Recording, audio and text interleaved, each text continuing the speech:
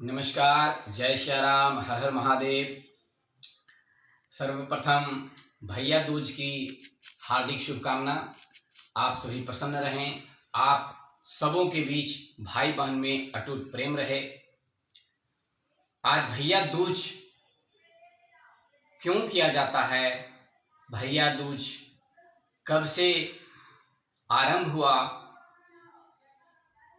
ये छोटी सी कहानी के माध्यम से आप सबों के बीच रखना चाहता हूँ। भाई बहन के प्रेम को हमारे सनातन में कैसे बढ़ाया जाता है, ये भी आप समझिए। और हमारे सनातन धर्म सबसे बड़ा धर्म माना जाता है भी। चलिए हम लोग आते हैं भैया दूज पर। भैया दूज की कथा सुने और ये कब से आरंभ हुई, ये भी जानकारी आप सबों के बीच रखने जा रहा हूँ। बात है मृत्यु के देवता यमराज से जुड़ी कहानी है।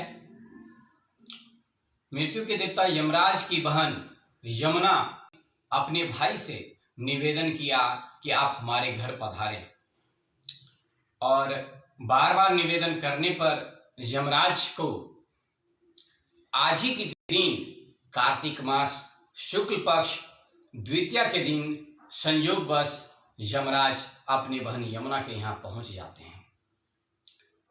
यमराज की बहन यमुना बहुत खुश होती है, बहुत प्रसन्न होती है और आदर सत्कार पूरे श्रद्धा के साथ करती है।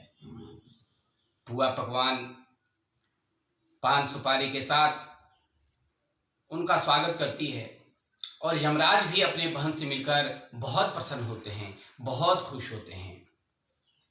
और इस भाई बहन के प्रेम को यादगार बना दिया जाता है उस बहन के द्वारा।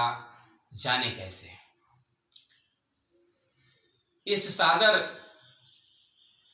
और श्रद्धा को देखकर मृत्यु के देवता यमराज ने अपनी बहन से कहा कि बहन मांगो क्या चाहिए, क्योंकि मैं बहुत दिनों के बाद तुम्हारे निवेदन पर तुम्हारे घर आया हूं। तो यमराज की बहन यमुना ने कहा कि भैया मुझे क्या चाहिए, मुझे सब कुछ है, लेकिन आज मैं बहुत प्रसन्न हूं क्योंकि आप हमारे घर आए हैं। तो मैं अगर कुछ आपसे मांगती भी हूं तो क्या आप देंगे? यमराज ने कहा अवश्य बहन, आप मांगो हमसे। यमराज की बहन यमुना ने अपने भाई यमराज से कहा कि हे भैया, अगर आप कुछ देना चाहते हैं तो आज के दिन आप हमारे घर पधारे, ये एक यादगार हो, एक इतिहास बने, इसलिए मैं जगत कल्याण के लिए कुछ मांगना चाहती हूं। यमराज ने कहा मांगो।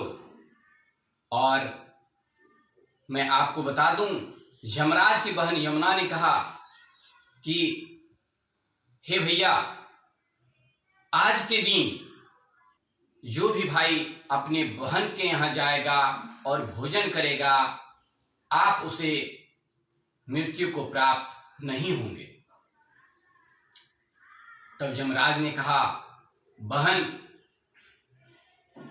ये तो ब्रह्मा जी का सब किया हुआ होता है, इसमें मैं कैसे कुछ कर सकता हूं।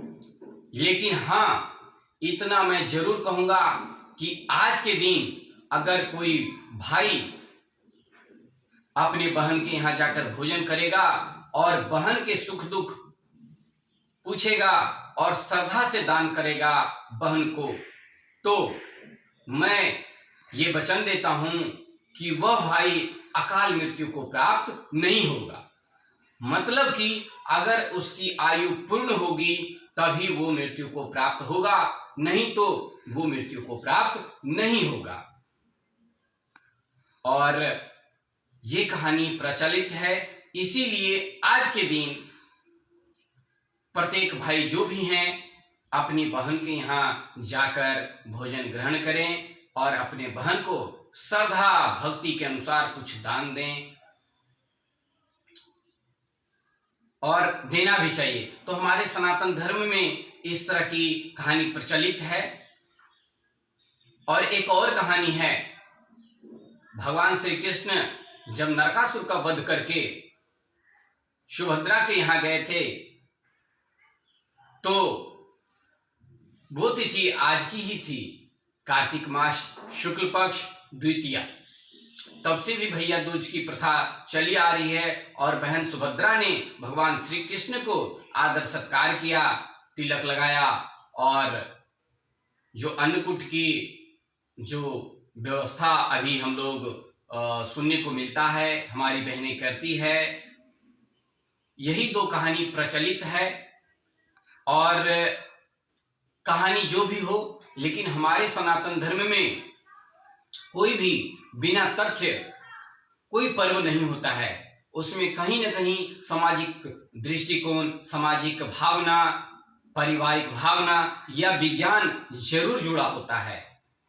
और यही व्रत में देखिए किस तरह से हमारे भाई बहन को एक करने का एक उपाय है। हम लोग बहुत दूर रहते हैं और इसी बहाने हम अपने भाई बहन आपस में मिलने का काम करते हैं। तो हमारे सनातन में तो कुछ है ही ऐसा जो कि किसी और में नहीं है।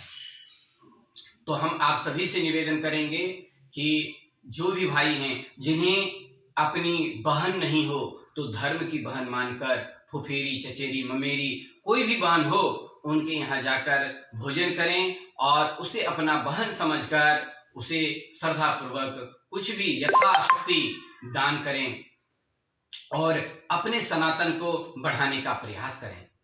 और मैं बता दूं, कुछ लोग पाखंड कहते हैं अपने सनातन को, तो वो कहते रहें। हमारे सनातन ही एक ऐसा धर्म है जिसमें विज्ञान, जिसमें भावना, सद्भावना सभी को अनुग्रहित करके चलता है।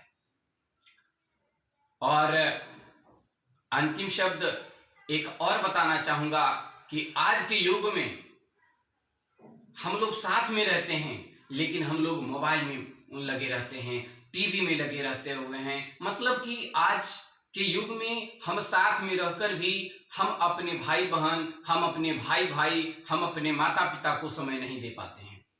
और इस युग में चूंकि ये मोबाइल जो आ गया है ना, ये बहुत ही हमारे बीच दूरियां बना दिया है। तो कम से कम इस दूरी को मिटाने का काम आज के दिन भैया दूज का व्रत ने किया कि दूर में रहकर भी हम अपने बहन के यहाँ जाएंगे और बहन के हाथों बना भोजन ग्रहण करेंगे। तो है ना अद्भुत अपना सनातन धर्म। बोलिए सनातन धर्म की जय, गौ माता की जय। धर्म की जय हो, अधर्म का नाश हो। धन्यवाद, नमस्कार। अगर ये बातें, ये कहानी आपको अच्छी लगे तो शेयर करें। धन्यवाद, जय श्री राम।